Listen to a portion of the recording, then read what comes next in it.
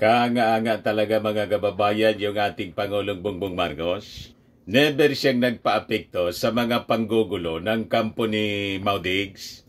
Bakit niya, Mr. Maravillas? Tutok na tutok po yung ating Pangulong Bongbong Marcos. Nakita ninyo? Nandun po sa Mindanao. Naglilibot po para inspeksyonin yung extent ng damage ng landslides at flooding sa Davao Region. Iba niya, Mr. Maravillas, bakit ganun ang nangyayari sa Davao Region? Lalo't sa mismong lugar ni Digong. Hindi nga po natin maintindihan kung bakit. 6 years, mga kababayan, na naging presidente si Digong, 7 trillion yung budget niya sa kada taon po. At in 3 years po, mga kababayan, sa distrito lang po ni Pulong, binuhusan ng 51 billion. Pero ganun ang sinapit ng Davao Region, mga kababayan, including doon sa distrito ni Pulong.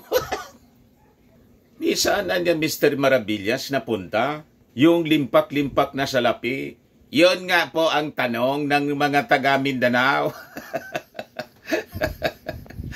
At ng buong Pilipinas. At sabi pa ni ng dating Pangulong Digong, yun ang rason kung bakit gusto nilang maghiwalay sa Mindanao. Kasi napabayaan daw ang Mindanao. Kaya niya, Mr. Maravillas, hindi makumbinsi yung mga taga Mindanao ni Digong. Kasi yung panahon niya, yung Speaker of the House, taga Mindanao. At kung napalitan, mga kababayan, si Pantaleon, tinake over ni GMA, then later on, si Lord Velasco at saka si Alan Peter Cayetano, Bisaya si Lord Velasco, Tagalusod si Alan Peter Cayetano, lahat naman ito kaalyado niya. Ang power of the purse, nandyan sa Kongreso, so hawak nila lahat. Pero bakit hindi naayos ang Mindanao? Yun po ang katakataka. Kaya po, I think yung support sa mga Duterte ngayon is continuously declining po. Lalo na yung mga political supporters nila, yung mga politiko, nagsipagtalunan na po sa kampo ni Martin Romualdez. Kasi tingnan ninyo yung nangyayari sa ngayon. Habang binabayo ng kalamidad yung Mindanao region, landslides, baha, hindi man lang sila po tumulong. Sige lang po ang daldal. Mantang yung ating Pangulong Bongbong Marcos at si Speaker of the House, busy sa pagtulong. O yan po yung ating Pangulo. President Ferdinand Marcos Jr. conducts an aerial inspection of areas affected by the flooding and landslide triggered by the shear line in through extension of a low-pressure area in Davao Region on Wednesday, February 7. He was joined by Aboitiz Group President and Chief Executive Officer Sabine Aboitiz and Special Assistant to the President Antonio Lagdameo Jr. O yan po, mga kababayan, yung ating poging-poging presidente. Dahil sura pa lang niya, Mr. Maravillas, malayo talaga yung mga akusasyon sa kanyang may presidente tayong adik. Malayo po. Pati sa behavior, pananalita, at itsura, malayo pong Di ba? Tutok na tutok po sa trabaho. Ang dami niyang ginawa, mga kababayan ngayon. Ngayon, for the past several days, sa Mindanao. Ayan po ang ating napakasipag na Pangulo. Aerial inspection po, tutok na tutok po. Hands-on talaga po. Yan po yung baha. You see? Kaya niya, Mr. Maravillas, malayo yung panggagatong ni Harry Roque na mag-people power. Pag inaresto daw, mga kababayan, si Digong ng ICC, huwag ninyo anyang gawin. Grabe niya yung pagkapraning ni Roque. Malamang sa mga susunod na araw po, madali si Harry Roque ng bangungot. Di ba? Sa sobrang pagkapraning, Baka bumigay yung... Hindi na daw natutulog po si Harry Roque. Tinawagan daw siya ng dating Pangulong Digong na aaristuhin na at anytime. Pero niya, Mr. Maravillas, narinig mo yung sinabi ni Panilo. Kinunta na siya. Fake news daw. Nag-away-away na po yung mga dating cabinet secretary ni Digong. Tinawag na fake news ni Panilo. Kababayan ko si Panilo, taga Camsor, lugar ni Santa Mama. Fake news daw po si Harry Roque. Yoshi, matindi po yung damage doon sa Mindanao. Kita ninyo, mga kababayan, 6 dead, 46 missing, 31 rescued as landslide hits Davao de Oro mine site. So habang nasa aerial inspection po ng damage, ng grabing mga pag-ulan at pagbaha, landslide, yung ating Pangulong Bongbong Marcos, sabi niya, kailangan niya siguro na hindi lang reconstruction ng mga na-damage na infrastructure, kundi redesigning mismo ng lugar, ng mga city siguro, yung ibig sabihin ng ating Pangulong Bongbong Marcos. So, aayusin na yung buong Davao region na affected nito ng mga landslide at mga pagbaha para hindi na po paulit-ulit yung mga nangyayari. So ganun kagaling yung ating Pangulong Bongbong Marcos. Yung kanyang mga sundalo naman po, mga kababayan, yung ating mga kasundaluhan nasa baba naman for the rescue and relief operations plus the DSWD. The whole of the bureaucracy, mga kababayan, nakatutok doon sa pagtulong sa ating mga, pati yung Congress nga po, Tingog Party List, si Martin Romualdez, nagpadala po doon, mga kababayan, ng tulong sa ating mga Davaoeños. Habang walang tigil sa paninira po yung kampo ni dating Pangulong Digong. Sige daldal po ni Harry Roque. Ito yung ating mga kasundaluhan. Mabuhay po kayo, mga members ng ating rescue team sa Armed Forces. Yan ang mabuting Pangulo, mga kababayan. Hindi po tutulog-tulog.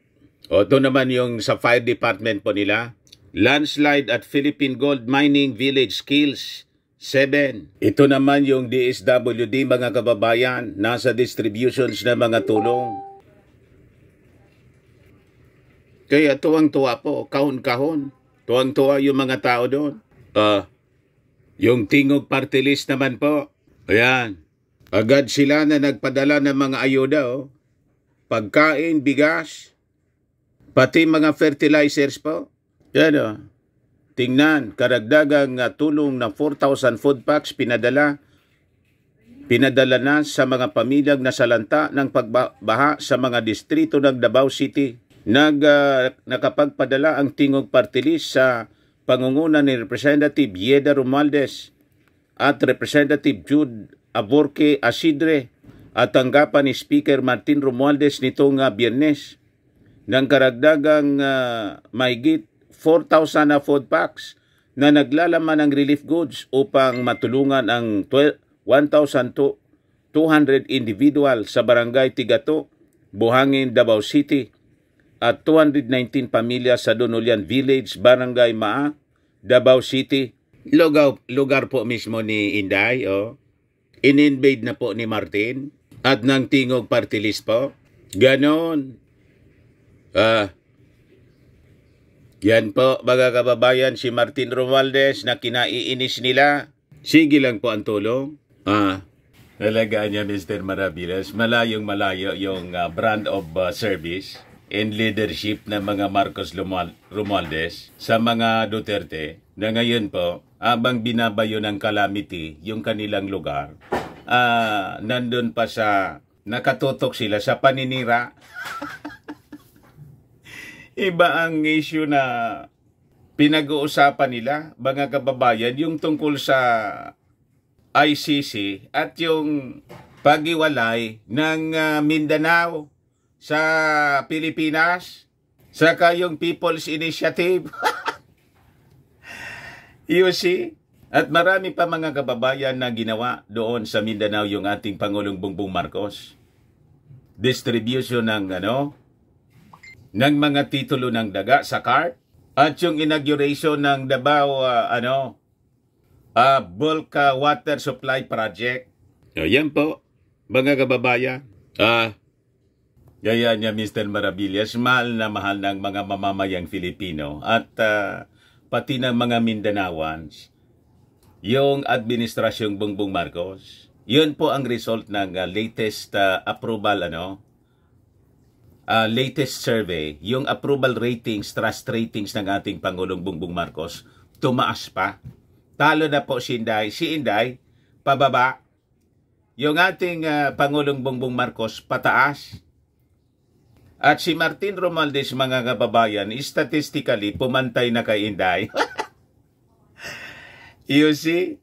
But before ko mga kababayan ibigay sa inyo yung full story na mga magagandang balitang yan, click subscribe muna dito sa ating YouTube channel. And hit the notification bell para lagi po kayong updated sa mga kaganapan dito po sa ating bansa. Sa mga Marcos loyalist po, paki-subscribe lang po ng ating channel, yung hindi pa nagpaka-subscribe, para malabanan po natin yung disinformation, black propaganda, and fake news po ng mga dilawang DDS na ang sabi ni Katrina Ponce Enrile, bayad ng China. Sabit po si Martin Andanar. You see? Wag na rin po ninyo mga kababayan na skip yung ating mga commercial ads para tuloy-tuloy lang ang pag-unlad ng bagong Pilipinas. Sa mga naganap po ng Malinis and Spaces Fitness Gym, punta lang po kayo sa aming Colossal Fitness Gym. We also offer Grab Car Rental with our 2023 model ng Toyota Innova. We also offer Grab Car. We also offer booking for those who are planning to travel via PAL, Cebu Pacific, and other airline companies, local and international. And bills payment for Meralco bills, Aleco bills, PLDT, etc. Kahit saang bansa po kayo gusto na mag-travel, pwede na dito ang online booking sa amin, pati hotel po.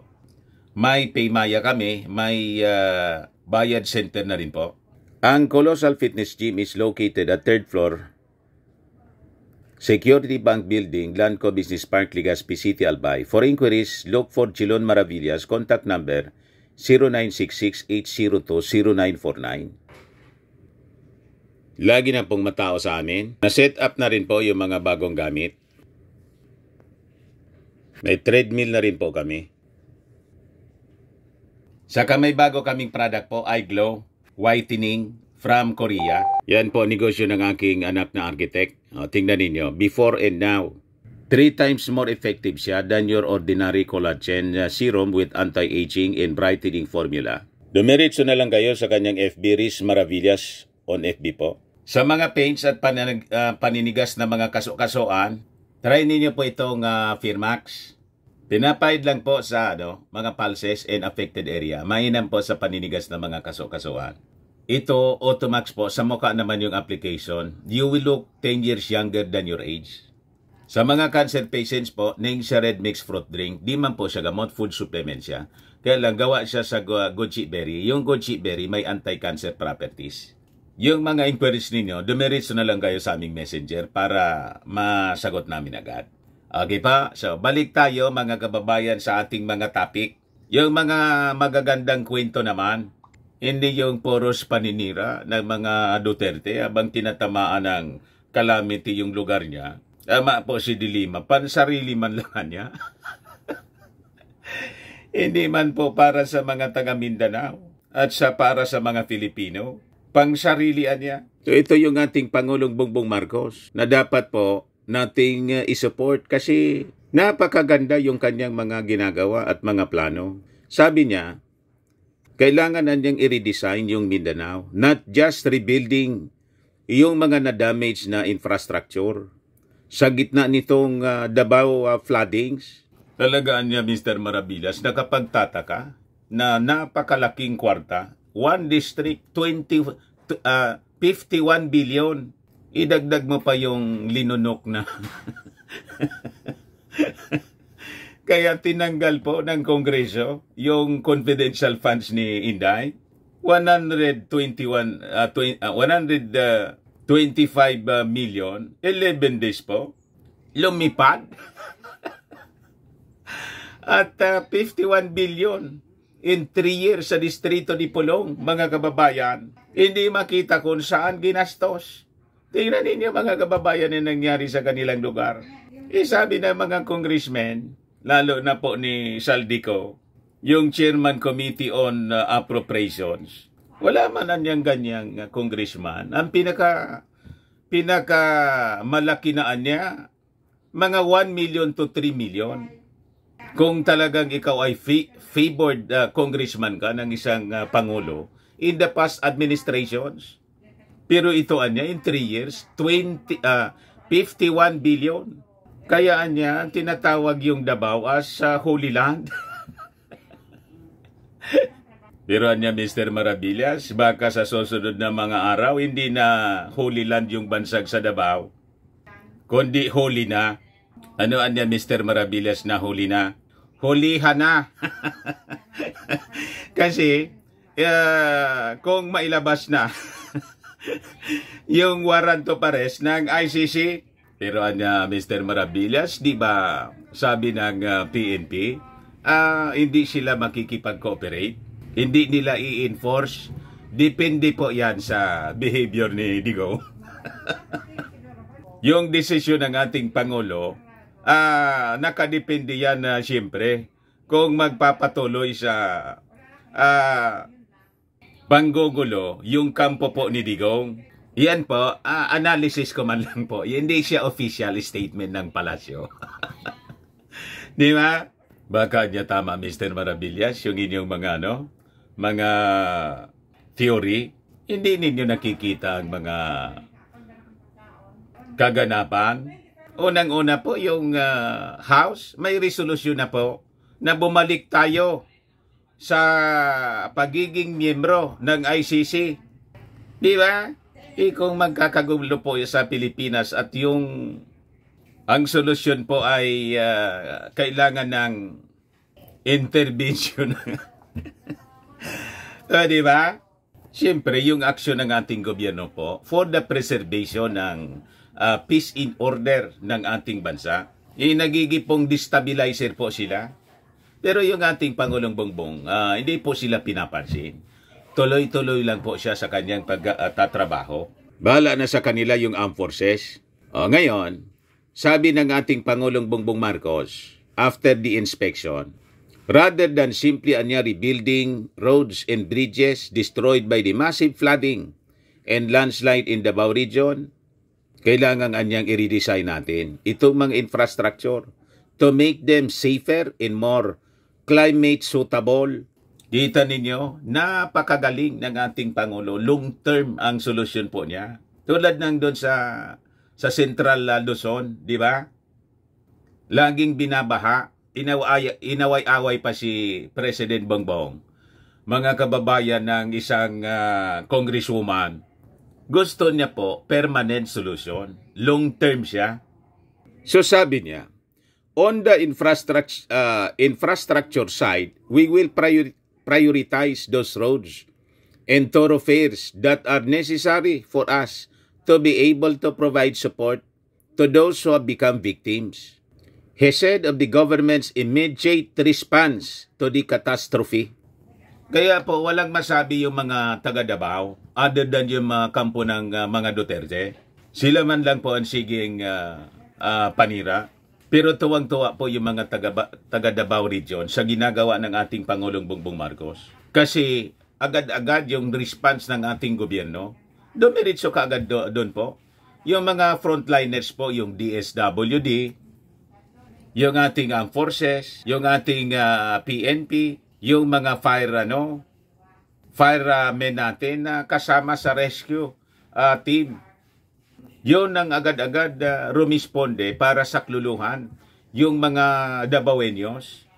Abang praning na po si Roque at takot na po yung kanilang kampo dahil sa kapananakot ni ano. Ang nananakot po si Trillanes. Lalabas na niya, lalabas na. Si Trillanes po, hindi man po kalyado, hindi man po supporter ng ating presidente. Pero sa ngayon na siya ngayon, sa mga ginagawa ng ating Pangulo, si Trillanes po, dilawan. Sinuport po niyang presidente, si Lenlen. Kaya yung mga sinasabi po ni Trillanes, walang handyan yung ating administrasyon. Bala sila, dati sila kalaban ng ating gobyerno. Di ba? Ng administrasyon. Kaya lang hindi na po umaatake sa ating administrasyon si Trillanes kasi nakita niya maganda yung improvement po sa serbisyo, pati sa human rights, pati sa war on drugs po. Kumbinsido si Trillanes. So sabi rito sa balita, but for the longer term, the President wants to redesign the public infrastructure in consultation sa DENR, which can guide the government in building more climate-resistant roads and bridges. So, pag-aralan po nilang mabuti. Siguro, yung total pag-redesign po ng mga infrastruktura, kailangan yung mga bridges po, matataas na po. Diba? At hanap sila ng lugar na malayo sa mga landslides para hindi po nasisira. Yung mga kalsada na laging dinadaanan po ng baha, pati kalsada siguro gagawin nilang mga skyway na. Diyan sa Bulacan may mga ginawa sila.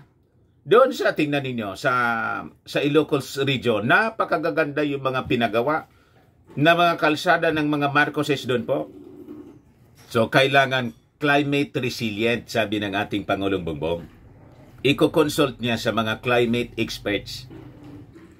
On the long term, Anya, we really have to start looking at the designs of these bridges and roads to see if they are still compatible with the weather patterns and the effects that the DENR is going to provide us with guidance in terms of how we proceed. Ganon, hindi po yung bara-bara kasi sayang ng kwarta. Tulad ng 51 billion na hindi na malaman kung saan ginamit sa distrito ni Pulong. At nang bawasan siya ng pondo, nagreklamo. Pero almost half billion pa rin nga yung ibinigay sa kanyang distrito. Talaga niya, Mr. Marabilla, sanay sa bilyon-bilyon. Nasanay po na spoiled na masyado. Kaya nang tanggalan po, tulad ni Inday, nagtantrum. Galit na galit po.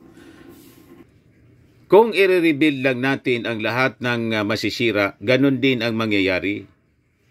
If we are going to rebuild, we have to rebuild it in a way that is more, kailangang mas matibay.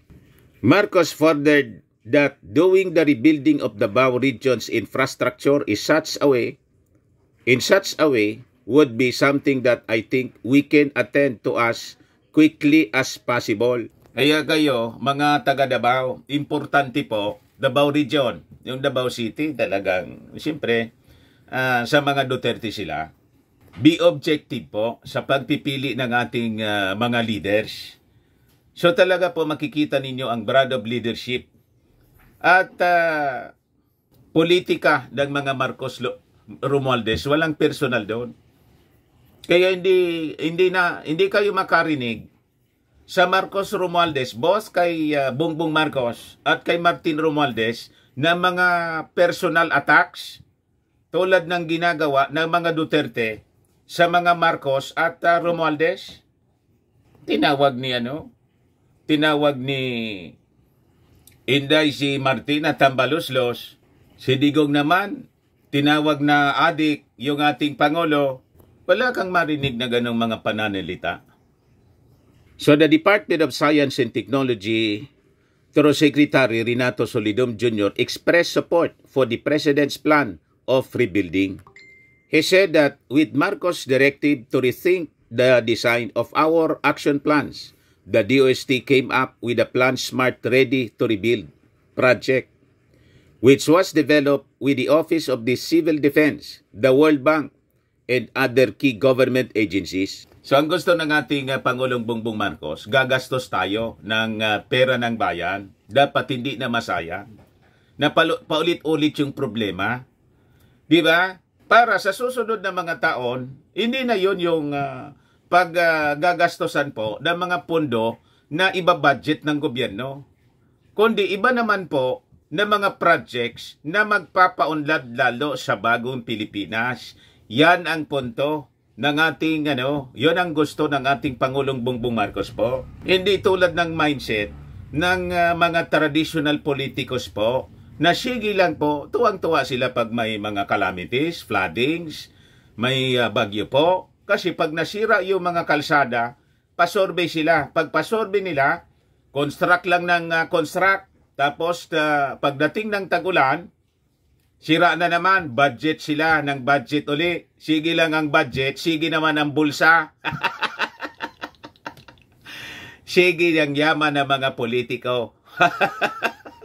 Habang yung mga mamamayang Filipino patuloy sa kanilang paghihirap. Ayaw ng ganon ng ating Pangulong Bongbong Marcos.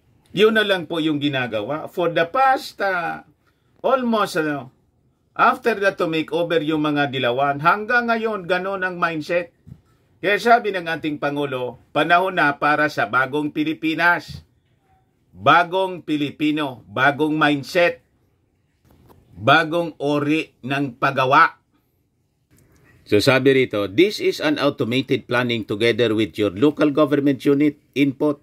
You will be able to look at all multi-hazards that can affect your areas and plan better para maganda po yung ating mga rebuilding.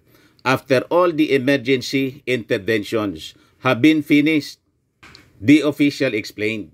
Then, we can actually train your planners together with the national agencies and sit down and plan better for your local government.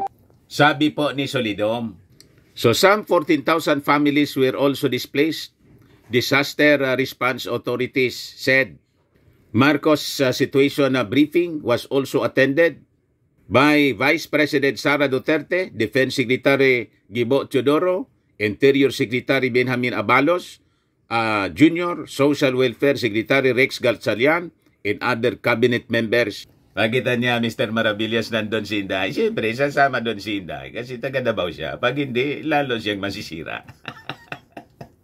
Yung pamilya niya dati ng panira. Ito pa yung pinagagawa ng ating Pangulong Bongbong Marcos abang yung kampo ni Digong, sige panira.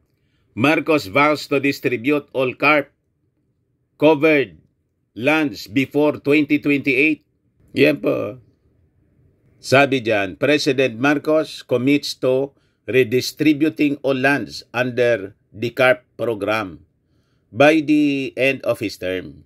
Over 90,000 land titles were distributed in 2023, surpassing the annual target. The new Agrarian Emancipation Act signed in July 2023 aims to alleviate the debt burden of over 610,000 farmers, addressing the long-standing issue of poverty among the country's agriculturists. Lahat niya landmark yung mga actions ng ating Pangulong Bongbong. Wala pa pong nakagawa niyan. The past presidents hanggang kay Digong walang ganon. Kaya mga kababayan, possibly itong mga DDS po, yung mga Digong supporters, masyado silang insecure, lalo na yung ating dating Pangulong Digong. Hindi nila po matanggap na napakagaling ng ating Pangulong BBM.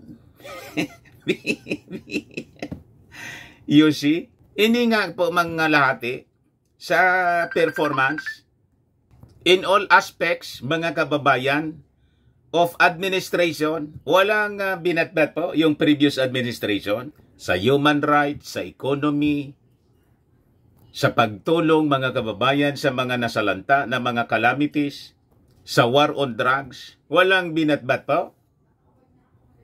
Pati po sa pakikipagsalamuha, interaction with leaders, local and national, with Congress, with senators. Kaya makita mo po ang laking suporta na binibigay ng mga mamamayang Filipino sa ating Pangulong Bongbong. So namigay po ng titulo yung ating Pangulong Bongbong Marcos doon sa Rizal Memorial College's gym in Davao City. Distribution of land titles. The President noted that DAR distributed more than 90,000 land titles in 2023, exceeding the 50,000 target. Umaasaan niya ako na dadami o dudubli pa sa taong 2024, ngayong taon. Ang pamimigay ng titulo sa ating mga magsasaka ay unang hakbang lamang sa pagkamit ng kanilang kalayaan at kahirapan, sabi ng ating Pangulo. Ang kalayaan sa gutom at kahirapan ng magsasaka at ang pagsiguro ng sapat na pagkain para sa bawat Filipino ay hindi makakamitan niya sa pamamagitan ng pamamahagi ng titulo at lupa lamang. Kaya naman niya, mahirap kumang makita, nadudurog po ang puso na makita na hanggang ngayon, ang pinakang mahirap sa ating bansa ay ang mga magsasaka. Kayo ang nagpapakain sa amin. Hindi ninyo mapapakain ang pamilya ninyo? Hindi anya ninyo mapakain ang pamilya niyo? Yun ang rason, mga kababayan.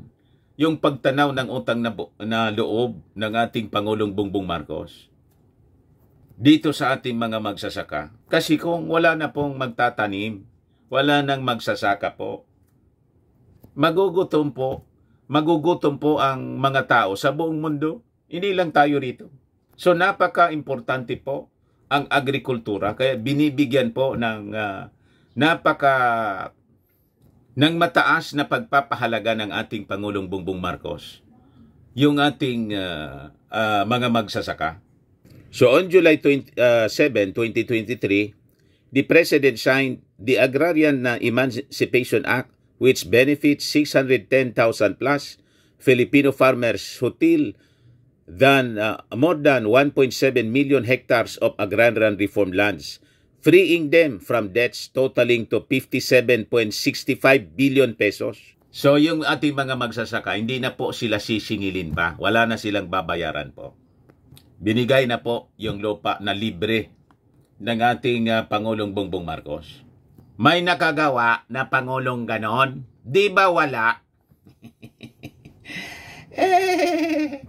Not even Digong, na sabi ninyo, napakagaling na Pangulo. Hindi yun naisip po. Paano anya, Mr. Maravillas, na maisip yun? Busy sa tukang. At lately, napag-alaman natin, busy sa...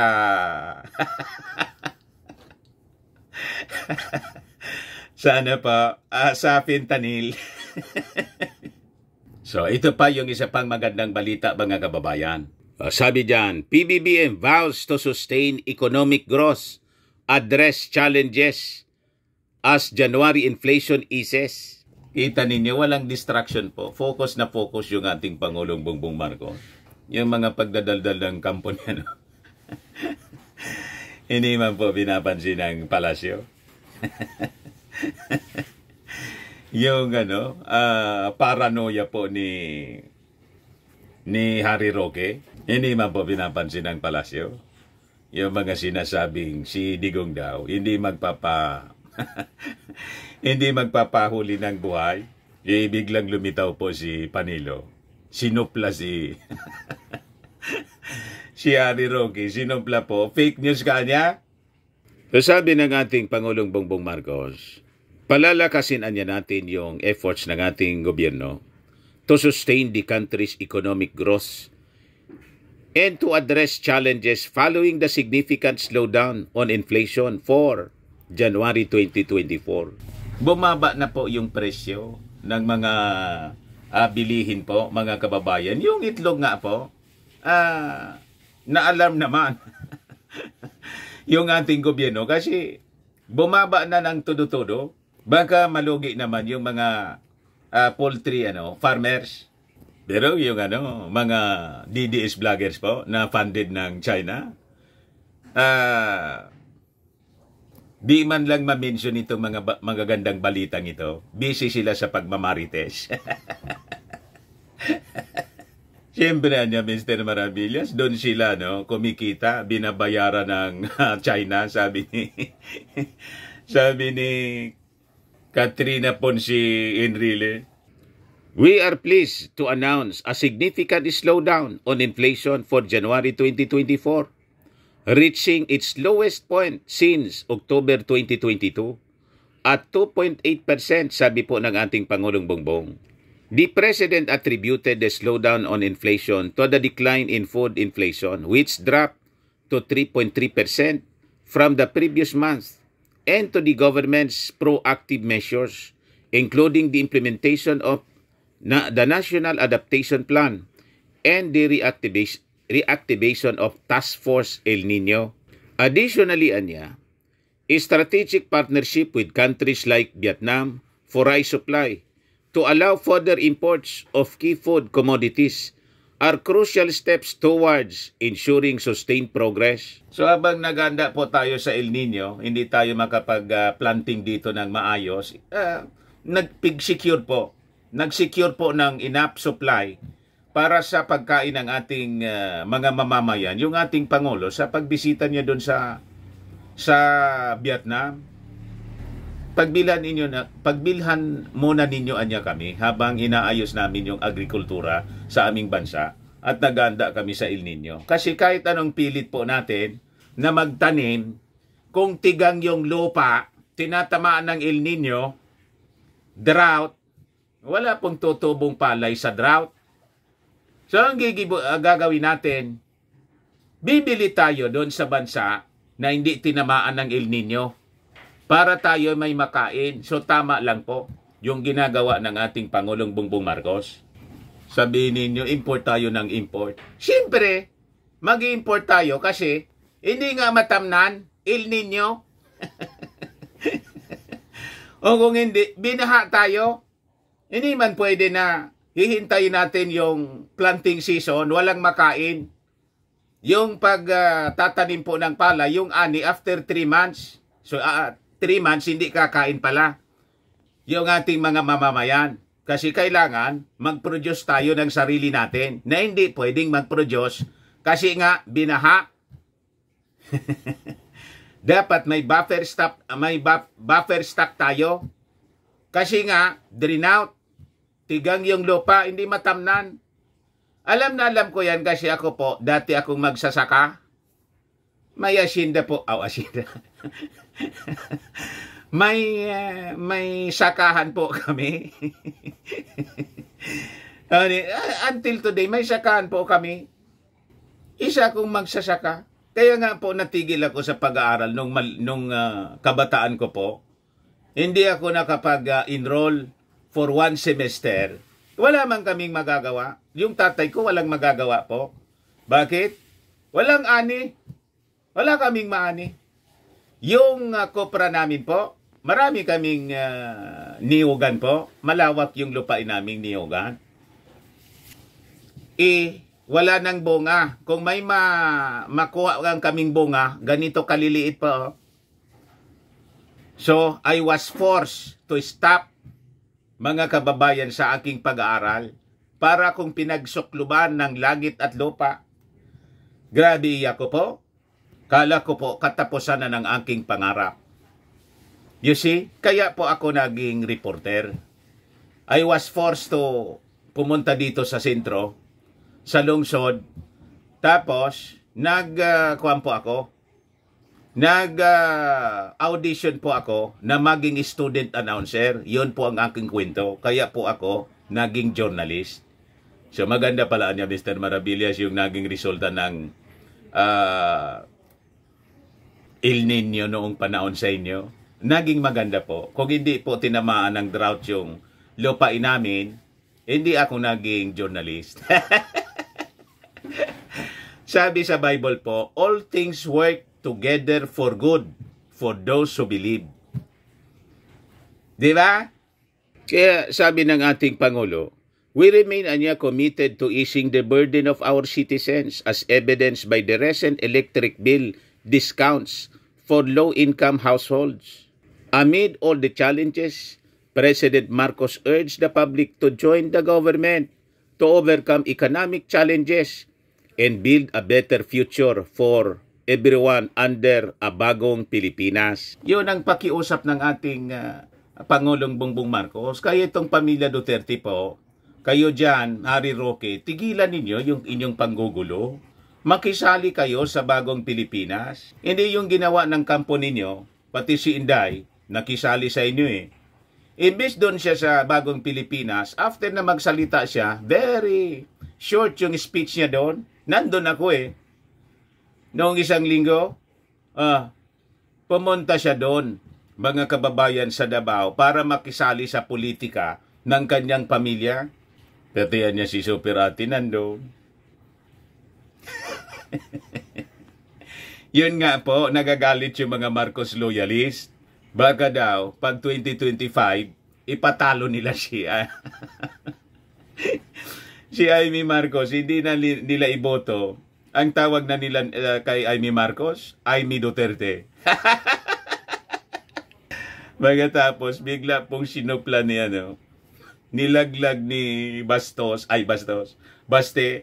tigilan mo niyang panggagamit sa Pinalampas ko yung yung una, pero ngayon tigilan mo yan. Yung panggagamit ninyo sa drama mo.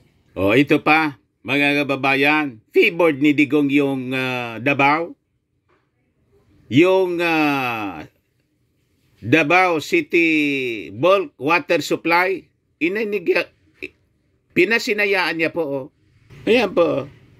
Ganyan ang ating Pangulo. Hindi siya namimersonal.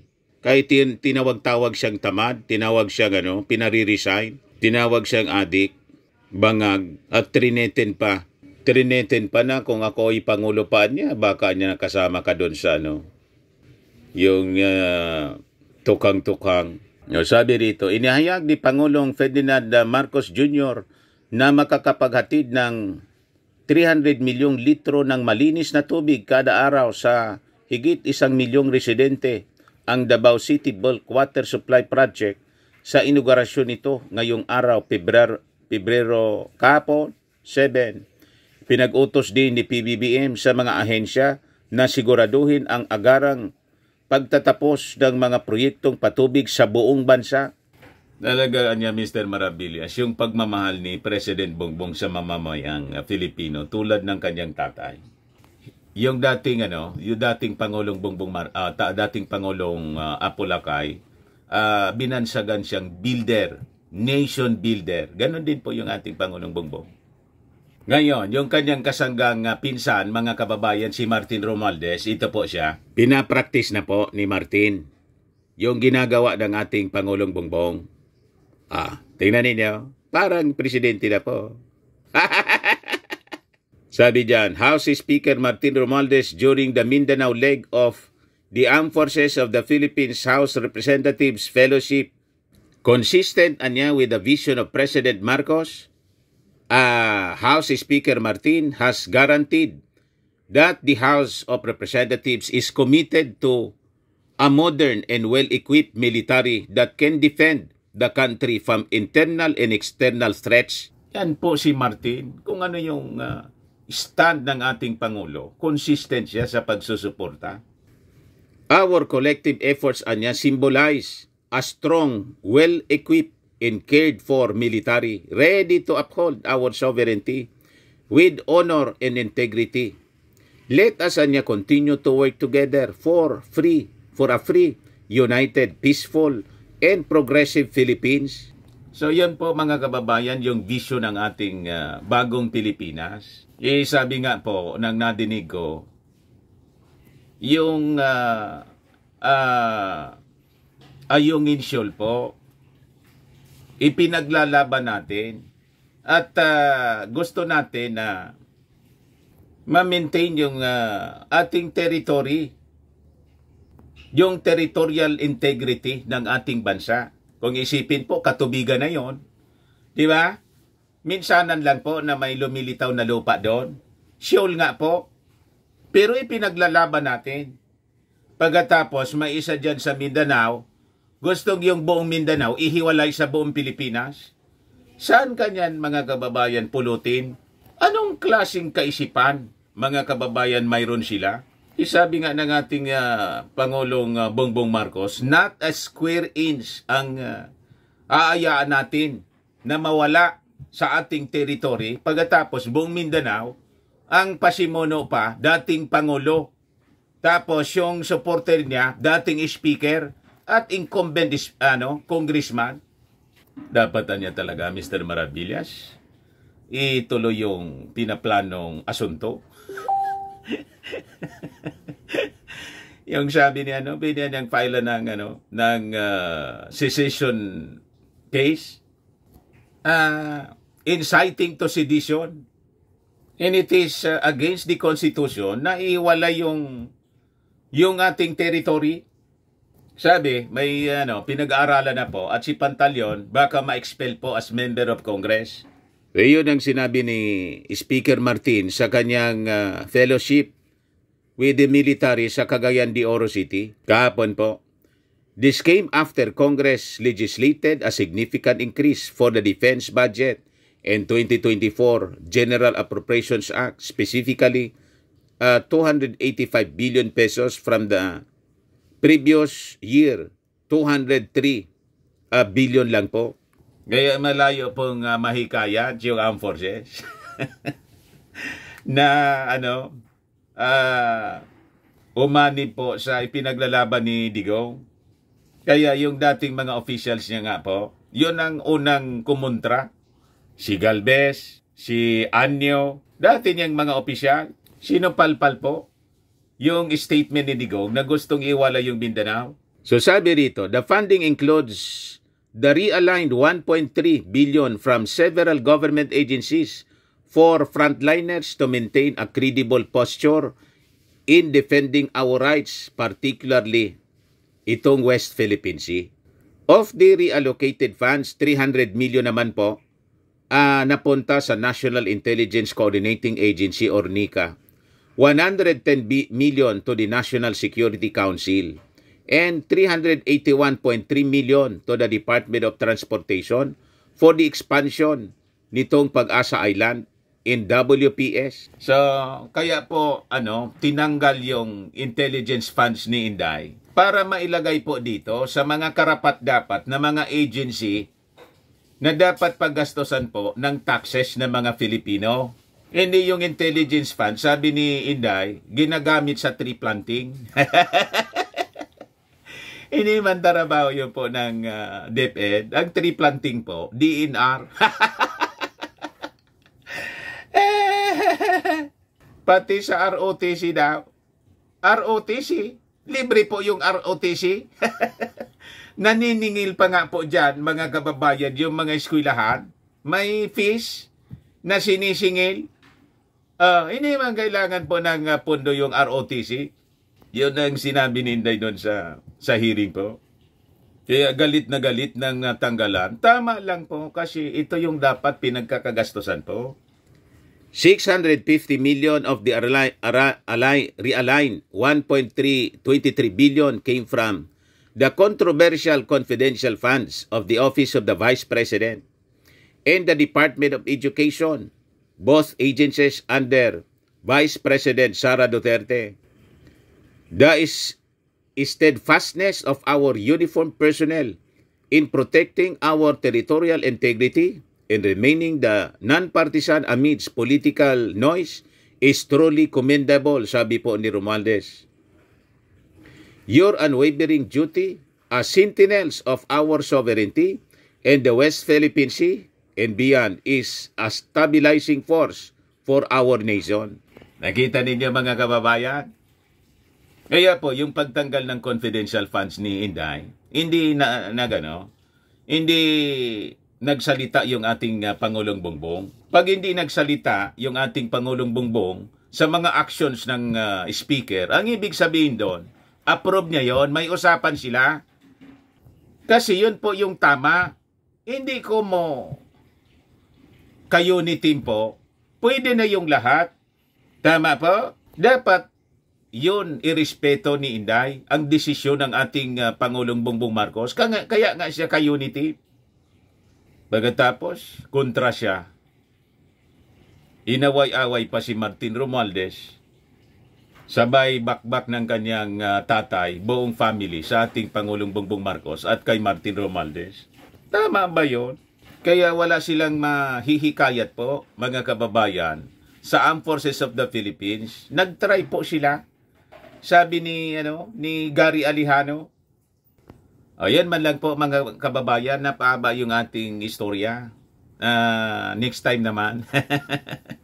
Ako po si Dante Maravillas. Bye-bye. God bless.